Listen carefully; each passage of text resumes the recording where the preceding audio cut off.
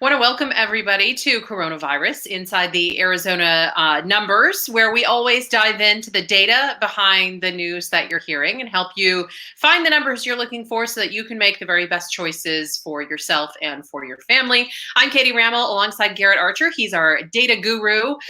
He dives into these numbers every day and helps us find the best information out there. Although some days, a lot of days, I should say, it can be pretty tough because some of these numbers are pretty overwhelming, including Garrett. One of the numbers today that we got in, I was taken aback by the number of deaths that were reported today. Could this be? And for those of you who haven't seen it, it was 75, Garrett. It was 75 today. And is there any chance that some of those numbers are possibly the holdover for the weekend, or are we looking at just going even higher on the number of deaths that we're seeing here in Arizona?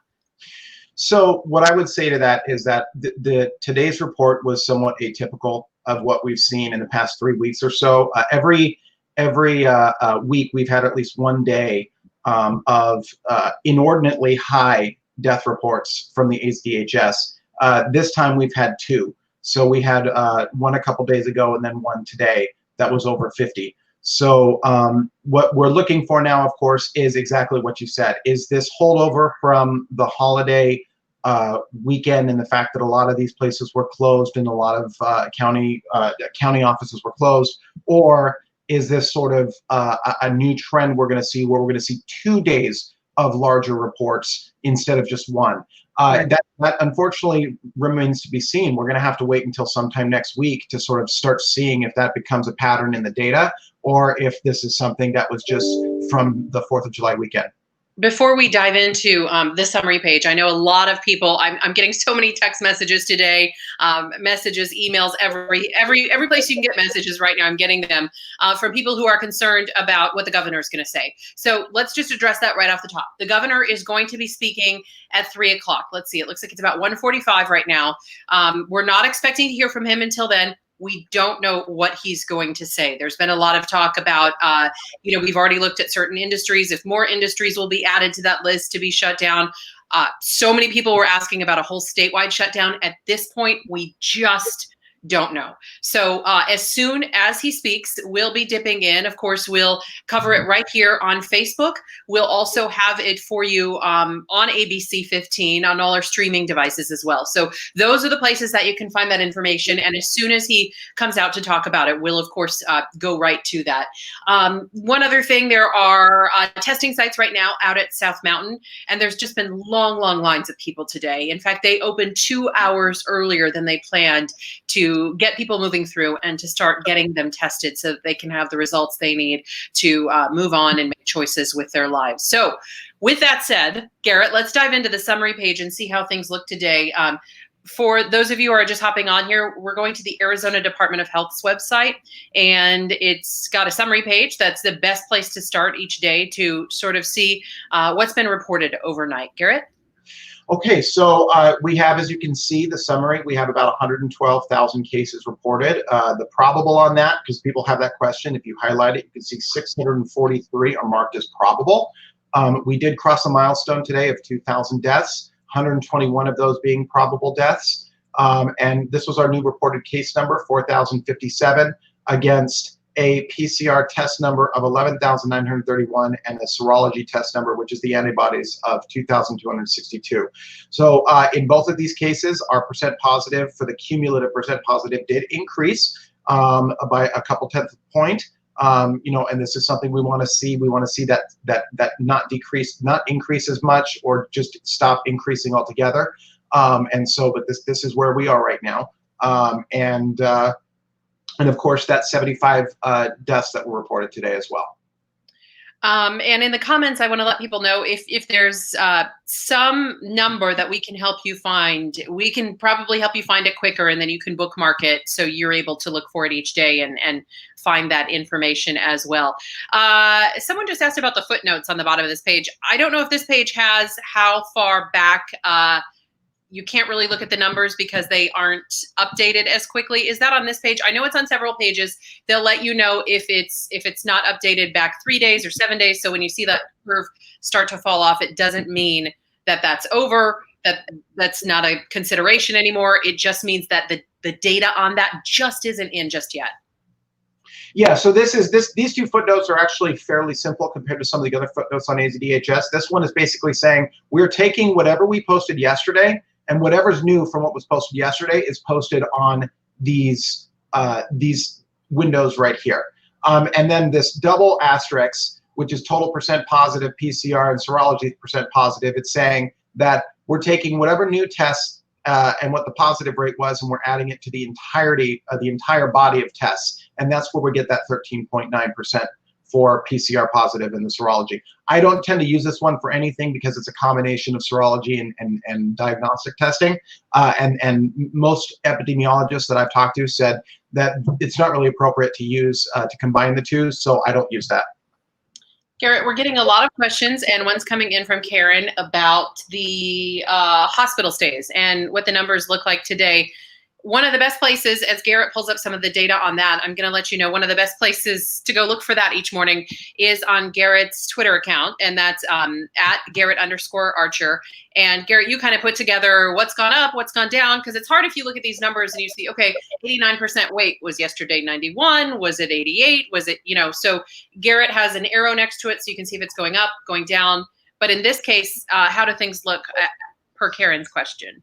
So we'll start with the occupancy. I know I pulled this sheet up, but we're gonna start here first. We're gonna look at ICU numbers. ICU is at 89% today. That's a slight decrease from what it was the day before. The emergency room bed count has also gone down. This one is as you can see, there's a lot of fluctuation here though. And then the inpatient acute care bed, this is essentially any bed in a hospital that isn't marked for maternity or ICU or anything else that they can put a patient in. This one has sort of gone up just a little bit from the day before. And then we look at ventilators, which is right here. And we can see we are at a high for ventilator use in the state right now. About 52% of the available ventilators are being used. Now, this is not the COVID-19 number, mind you. This is the number of all ventilators used for all purposes, other respiratory diseases, anything else. Garrett, a hard number on that or just a percentage on that particular chart? There is 920 ventilators are in use right now. Yeah, I believe yesterday ventilators for COVID were at about 570. So if that helps people sort of. Ventilators for COVID right now are at 575, yes. Pretty close. And we find that right here in the hospital COVID-19 specific metrics. These are the patients that have been marked as positive or suspected that are in the system. We can see a record for the acute care beds, although one of the sort of encouraging things is that the slope for this day-to-day is very low. We hope to see this slope continue or start to decrease. Anytime we see sort of this change in direction, we always kind of hold our breath to see if the change is going to hold, even if it is only a day. And here's the ventilator. As you can see, this one's a little bit more erratic than the other, but also a very slow change from the two, or a low change. ICU beds actually went down by 10 from the day before, although I have to point out that when the ICU beds for COVID-19 patients go down, it can also be an early indicator of death, because a lot of people that are marked at COVID-19 that go to the ICU, a good portion of them do die, sadly. So that's just something that we have to consider when we see a decrease in this number. Here's the discharge number. We have been seeing record discharge numbers, 543 to 538. It's gone down a little bit, but this number doesn't really track it. It's obviously, because it's a discharge number, you can see that there's a lot more erratic movement in this number as well. And then emergency room. These are not emergency bed occupancy. These are literally people who visit the emergency room. And we can see that it's holding it somewhere in the upper 2000s. It was at 1980 yesterday. And then intubations, which is the people who were intubated for use for a ventilator, that is at 107, slightly lower. But again, you see this is a very erratically moving chart. One of the other things that I noted today was in the age groups, Garrett, you sort of found an anomaly. All the age groups went up at an even rate overnight. Was it 7%? It was 3.7. So we grew the entire case growth for yesterday to today was 3.7%. And what we had seen in the past was we had seen, especially right after the opening in all of June and early May, was a acceleration of the growth in cases that came from people that were under 45. And what we're seeing now is a shift in the pattern of transmission. It is now becoming more equal across all age groups. So we're not seeing massive spread on the 45 and under. We're now seeing equal spread amongst all age groups. And that's not necessarily then reflective of the total population in each age group, because we have so many young people. Yeah, these are epidemiological categories. Then the reason that you see less than 20, that's because there's privacy concerns with people that are less than under 18. 20 to 44 is typically epidemiologically a very healthy age group, so that's why they're put in a 24 category, and then we start getting into sort of the more riskier categories, and that's why they go and they start to move into increments of 10 until you get to 65 and up. Julia commented, and I want to appreciate everybody that's leaving comments. We're going to try to get to as many of them as we can. Just a minute ago, Julia commented that about some of the losses in her family. So, Julia, I just want to pause for your comment and let you know that that's exactly why we do this and why we take this so seriously, because there are so many Arizona families who are experiencing loss right now. As Garrett just said, more than 2,000 Arizonans have died from COVID-19, and so many families are going through this just like you. So I want you to know that we see your comment, and this is exactly why we take a pause in our day to try to work on this and try to help educate people on where to find the numbers out there and where to find the latest information so that you can make the best choices for your family. Sorry, so many questions are coming in. There's lots of questions about school, and I won't bring up one in particular, but I'll just say we think that the governor will address something on school today. Obviously, our reporters are out there. They're going to be pressing for questions about that. That is a huge concern right now. Everybody's asking about the schools. We lost an Arizona teacher last night to COVID-19 who had gone back into the classroom to try to teach. Obviously, she was teaching long distance, but she was still employed in a classroom with 2 other teachers who are also now sick with COVID-19 and fighting through this. If you want to watch that full story, we had it on last night at 10. I've put it on my Facebook page. It's a couple posts back, but my Facebook page is facebook.com/news from Katie, and you can watch that story there. Seemed like such a great lady, so dedicated to her students, and to choose to go back, try to do everything right, and then to still experience this loss. We think of her family for sure. Garrett, what other numbers really got your attention today? Well, we have a question that comes by a lot. I get this a lot on Twitter, and I know everybody has sort of this question in mind, and it's how, when I just said that the cases that also include serology, antibody cases, and what is the percentage? What does that look like over time? So I did a graph yesterday to show what that looks like. I'm going to stop sharing that screen and move to another one. And so what you'll be seeing here is the breakdown of cases this is a case graph, the actual date of positive tests, and how it breaks down versus the type of test. So let me just explain this really quick. The laboratories that send tests to AZDHS, the majority of them, SonarQuest included, also send the negatives to AZDHS. So this blue line is all of the PCR, the diagnostic tests that come with a negative. This yellow tannish line right here are all of the antibody tests that were added for that particular day.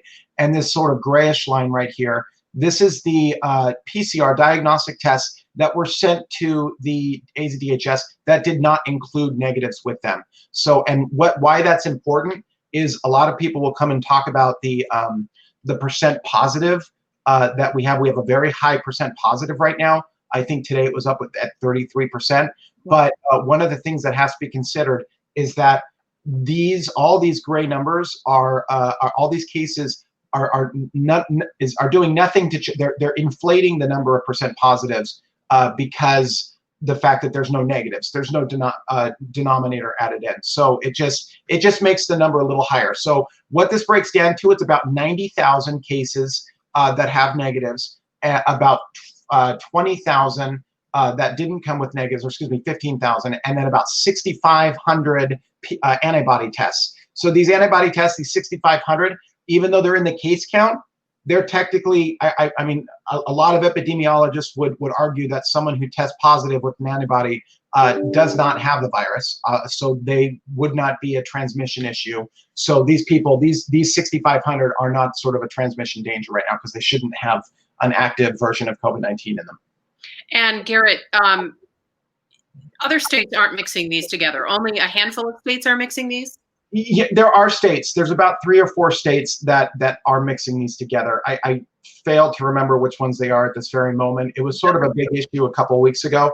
But yes, there are states that do mix them around. To give at least some credit to AZDHS, while they do combine these cases, they do give us the ability to at least make an estimate of what this split is. So, you know, some of the states don't even do that. They just give you a case count and say this is the cases with antibodies, and there's really no way for you to know which one is what. So at least they give us a way to sort of look at this and say, okay, this is sort of where we are with the antibodies. Yeah. We appreciate all the comments that are coming in. Brianna saying 1,000% everybody should be looking at those numbers. That's why we want to help you guys find these. Garrett and I are on these websites every single day, and we've been on these websites for months. And so finding something quickly on a site you're very, very familiar with can kind of shortcut and save you some time. So we're happy to help you find those numbers. J-Chat, I hope I'm saying your name right. Help me with the pronunciation if I'm not. How are people with COVID recovering, basically, in Arizona? And I think you're asking how are we counting it? And it's a very, very common question that we always want to address here. So anybody that's heard us talk about this will, sorry, have to repeat it. But there's no set definition for recoveries. So because of that, recovery for maybe a young person looks different than what would be considered recovery for someone who's older. Garrett's definition of recovery might be different from mine. So there has to be an agreed upon definition. And once that's set, then we can pass those numbers along to you. The best place we have for recoveries is discharges from the hospital. Those discharges are listed on a site that I'm going to tell you about so that you're able to find it for yourself each day. It's covidtracking.com. Yesterday, Garrett, it was about 12,000. It's a little over 12,000. I have not checked that particular one yet today. It doesn't jump up too much, but it's probably still in the 12,000 range. So hopefully, Jay, that answers the question for you. That's the place to find it. That's the best we can go on right now. As Garrett's mentioned in past conversations here, likely that number is higher. People stay at home and they recover at home. There's just no set way to track it. And then the people who are sick and the people who are very sick are often sick for a very, very long time. So that's also hard to track as well. So that's the best number we can give you. And that is the best place for you to be able to find it each day so you can bookmark it or share it with your friends. So many questions coming in, and we appreciate those of you who are saying thank you. That means a lot. We just try to hop on here and help you guys find this information. You all can make the best decisions for your life. We'll just help you try to find it on a website so you can, have a Facebook argument with someone if you want, or just make good choices for your family. Whatever you want to do with the info, we're just happy to help you find all these numbers. Yeah, Pamela Young says she recovered at home. That is the case for people. Some people have a mild version of this, and some people sadly end up in the hospital, others in the ICU. Pamela, we're so happy that you're doing better. We wish everyone could have that sort of outcome. So are you watching some of the questions come by, Garrett? Have you seen one that you want to get to? They're coming by so quick.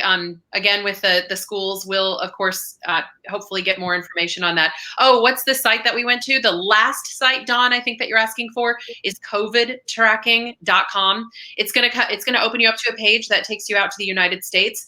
You can scroll down to the pull-down menu, choose Arizona, and then you'll be able to see Arizona-specific information of case counts. It's a bit delayed, Garrett, I will say. It's a little bit delayed on that site because the best information is going to be going right to our state. You're going to get that info even faster. So if you're looking for it there, that's COVID tracking doesn't update till about 3:00 every day our time.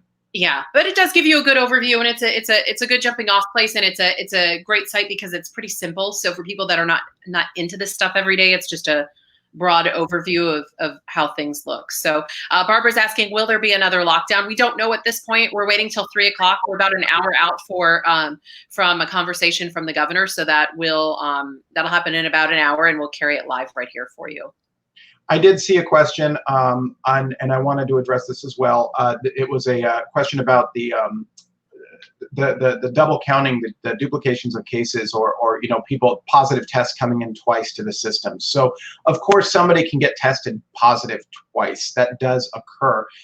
However, after I've had several conversations with the health department on this, and what they do is, obviously everybody has a social security number, everybody has private information, and that information is passed along to the AZDHS with the test information. So they deduplicate that data. Once a positive test is affirmed, any subsequent positive test is deduplicated from the system because they already have that in the system. So we do not have duplicates in the system. Now, could there be some duplicates? Yes, of course. I mean, data is always, there's always an element of data that is always sort of going to be a little on the messy side, but we're not talking about exponential numbers or anything that is any real measurable number of duplicates. Like it's our first pandemic. It's everybody on the planet right now, pretty much their first pandemic. So everybody's doing the best they can to get the information put together, get it out there for you, make the best choices regarding this. Giselle just said that the test results are taking so long. Giselle, I'm with you. I know. I have a family member who tested on a Saturday, and we had been seeing, Garrett, test results come back as early as Tuesday if you tested on a Saturday. And I said, hang tight. The results will likely be back by Tuesday. And he waited another week and a half. He waited almost 2 weeks for that information. So I don't know, Giselle, if you're waiting for tests right now, but if you are, hang in there. A lot of people are in the same boat. So it sounds like, Garrett, just because they're running so many tests each day now, we're almost at a cap of how many tests can be run. Yeah, it seems that we're starting to hit sort of a plateau in the number of processed tests. I'm going to share I'm going to share my screen really quick.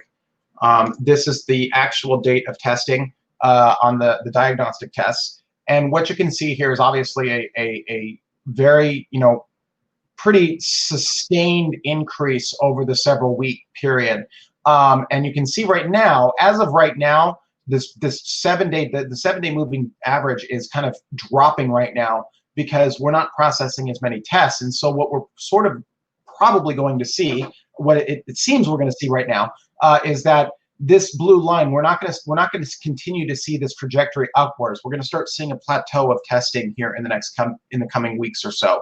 And that should also start to reflect, it will also reflect the cases. Now that's when we start seeing a plateau in testing, that's when the percent positive really comes into play. We have to watch that number like a hawk, because at that point, if the percent positive starts to increase by real amounts, then the plateauing of the test is a genuine huge concern. It's always a concern, but it's a genuine huge concern. If the percent positive continues to be stable or even starts to go down, it means that the community spread, or at least the transmission of the virus, that R naught number is not increasing by a lot.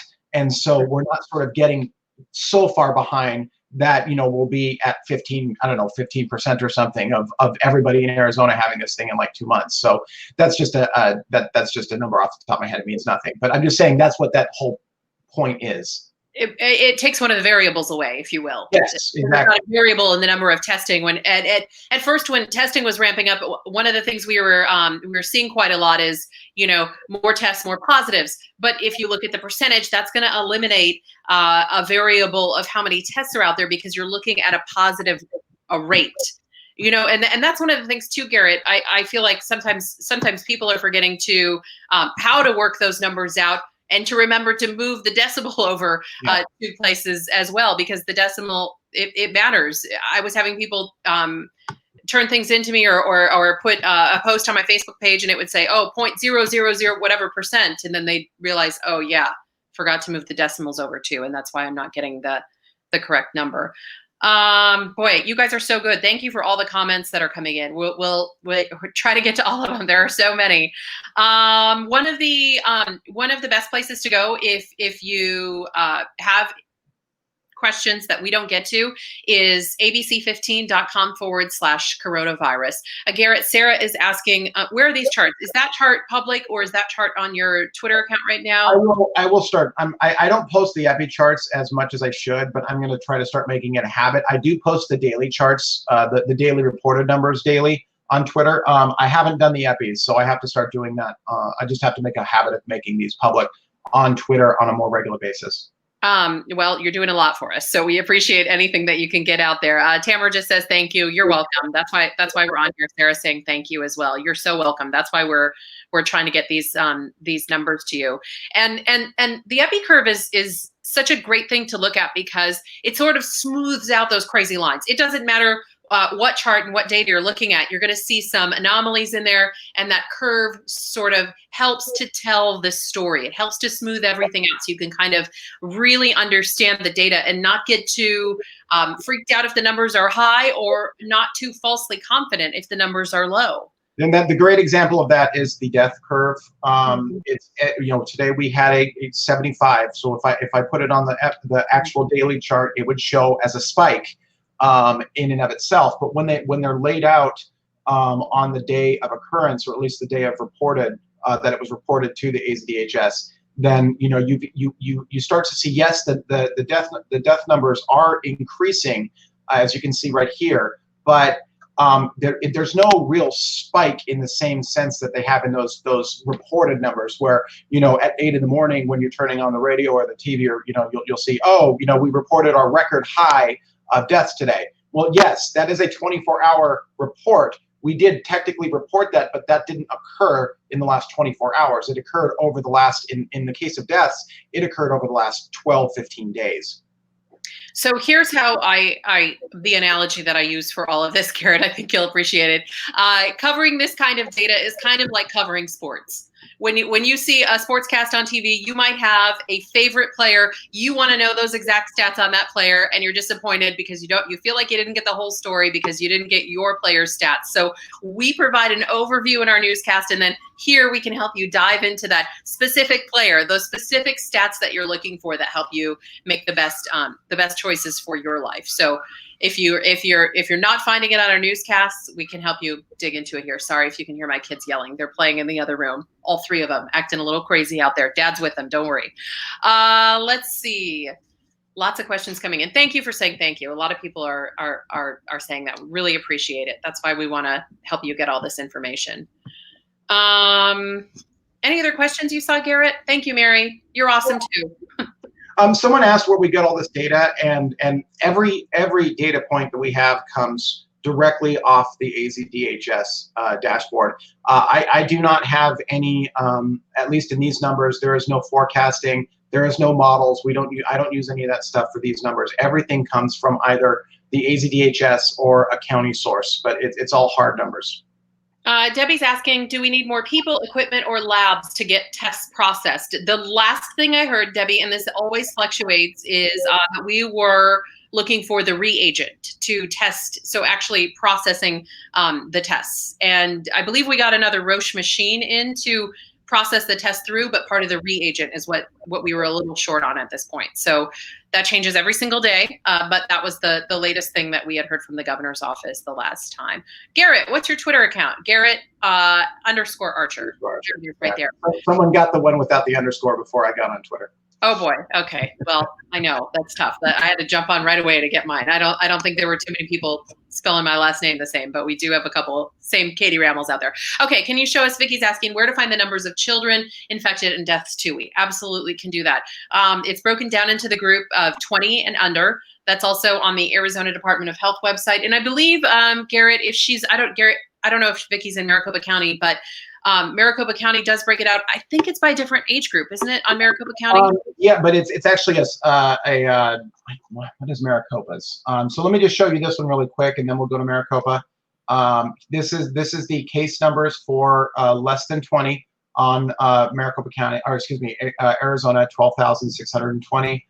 They do this also with hospitalizations. The hospitalization curve, just as a warning, this data is about 20 days behind where it should be. So you just take that into consideration when you look at these. You can see that it's about 86, so a very small number of people hospitalized. And then on deaths for that age group is 8 right now. So I'm also going to stop this and I'll go to the Maricopa County page really quick. And the other page I would, now of course, if you're not a resident of Yavapai, I know it wouldn't mean as much, but Yavapai County is the only county that I know that breaks out the data for minors in ways that the others don't. So that's just something to consider if you want to see what sort of it would look like in you know, in one of our other counties. You could look there. So this is the age groups for Maricopa County. This one you can see they do it by hospitalizations. So you can see right here, hospital, ICU, and deaths here for the age group of 0 to 19. Yeah, it's a great place to get that data. Those, Vicki, are two of the places that I would jump to the first to see those numbers, and then you can break those down a little bit more. What total number did you say of kids who have COVID-19? 12 or 13,000 according to the AZDHS site, Yeah. and then 7,600 of them are in Maricopa County. Yeah, an incredible number. I want to just reset briefly, and Garrett, I'll let you watch the questions that are coming in for just a second. We're expecting the governor to speak at 3. It's 2:15. We're expecting him to speak at about 3 o'clock. We have reporters and photographers safely distanced, but headed out there. That's what Pam's asking that too. What time is he speaking? 3 p.m. We'll have it right here on Facebook Live. We will also have it on ABC 15. We'll carry that live, and on all of our other streaming devices. So you'll be able to watch it there. We don't know at this point what he's going to say. This feels a lot like it did a week and a half ago, Garrett, when we were talking. Was it the Wednesday or the Monday that he spoke? We didn't know, and then it was a very, very big day. So we kind of brace ourselves for what could come out of that. As far as testing sites, we have a big testing blitz going on at South Mountain Community College right now. We had our chopper flying over it this morning. Long lines. If you're headed out there, you do need your ID, full tank of gas and water, because you might be out there for a while and it is so hot, record-breaking heat. So be careful if you're headed over there. But once again, all you need is your ID and head out to South Mountain Community College. They plan to be out there till 6, but if they run out of tests, they're going to shut down early. They also plan to do this again tomorrow. So let's see. We just talked about recovered, Kathy. You can find the recovery numbers on, and Debbie's asking too. We've been talking about the recovery numbers every single day. I'll just briefly say what we kind of said earlier. You could scroll back to the moments that we were talking about it and hear a bit more. There's no agreed upon definition by the state for recovery. So there is no number to give. The best way to track recovery is for hospital discharges. Those can be tracked on covidtracking.com. We pulled them for you. That's the number that we talked about earlier in this. It's over 12,000 at this point. That's the best number that we can give. A little bit bigger breakdown is earlier in this conversation in the last half hour. So really good questions coming in though. Garrett, any other numbers you want to touch on today? And I'll look through to see if we can answer a few more questions before we wrap things up and reset for Governor Ducey. Yeah, I'll share one last thing. Forgive me, it's a little, my background is as a political analyst, and someone asked me for the coronavirus numbers by congressional districts, so I mapped them out today. So if you're interested in Arizona politics, this is what it looks like for the congressional districts. The 2 most impacted congressional districts are AZ3 and AZ7. That's Raul Grijalva's district and Ruben Gallego's district. And then these are the Maricopa districts: AZ9, Greg Stanton; AZ08, Debbie Lesko at 9.6; AZ06, which is Scottsdale, that's Schweikert at 9.7; AZ5, Gilbert, East Valley, 8.7; and then 4, which is Yavapai County and Mojave, sort of a rural district that has a low number, 6456. It has 1 suppressed zip code, which means it has a tribal zip code on it. The tribal zip codes are not on here. And then you can see AZ01, 7903 with 32 suppressed. So this number is likely much higher than what is being reported, but because this is also where the Navajo Nation resides, they did not give zip code data. So that's just something to consider when you look at those AZ01 numbers. Yeah. And then 2, of course, is southern Arizona, Kirkpatrick, about 5,900 cases. Yeah, obviously, we try to keep it separate from politics, but this always plays into the political arena. So it's something that we wanted to touch on and make sure you guys got a good look at that map as well. Garrett, I was also able to find that overlay of the difference between the death numbers in Arizona versus the U.S. And it was actually on the COVIDtracking.com website. They laid each over each other so that we could kind of get a better idea. That was, of course, the big talker yesterday. We got so many questions on that yesterday. I put it on both my Instagram page and on Facebook. I think I might have put it on Twitter too. But it's got the Arizona numbers for death, and then you can click on the US, and it shows how they sort of are going the opposite direction at this point. And it can even be scaled down to 1 per million to kind of not make the graph so overwhelming. And that was one of the places that sort of illustrated, if you will, the different story that we're seeing between Arizona versus the U.S. Because the U.S., it is true, we're seeing a lower numbers reported each day of deaths, which is obviously a good thing. That is not reflective of what we're seeing here in Arizona. We are in a hot spot. Yeah, I'm trying to pull it up right now, but I'm having difficulty finding it. So I'll see. I'll find it. Or folks can find it. It's on my Facebook page. Yeah. It's got it right there. News from Katie, Facebook.com News from Katie, and so you can see the dotted line ends up being the U.S. and the solid line is Arizona. So it helps kind of look at the difference between. And that's something we've talked about before. It's sort of like exactly you said, the sort of paradox of taking a large data set, a complex data set like the United States, and saying, well, deaths are down, or these numbers are down because obviously they're going down. Well, they might be going down for the U.S., but we are, it's sort of like there's not one coronavirus infection in Arizona or outbreak. There's 50 outbreaks. And in some cases with the counties, there's more than 3,000 outbreaks. It's the sort of the same thing with elections. In elections, there's not one election, there's 3,000 elections because there's 3,000 counties. So everything has to sort of be looked at in its own lens. So just because the deaths are going down in the United States doesn't mean they're going down here. Exactly. So hopefully that helps everybody understand it a little more. You can find it on my Facebook page, as I mentioned, and you'll be able to see how that graph sort of separates out. Let's see. I was trying to jot down some of the questions as they went by. Steve is asking high score. What does that mean? I'm not sure what that one's referring to. Steve, if you tell us what specifically score you meant, we can break that down a little bit more. I guess we'll go over it really quick, just since we go over it once a day now, it's sort of become a pattern. We'll look at the RT number. Wait, and the governor is likely to talk about it. Yes, and he'll probably talk about it, exactly. So this is the number that the governor used last week when he was talking about our R0 number. So this is where he will go. It's RT Live. And you can see that our number was 1.09 yesterday. It's now a 1.10, so it's increased by 1/10 of a point.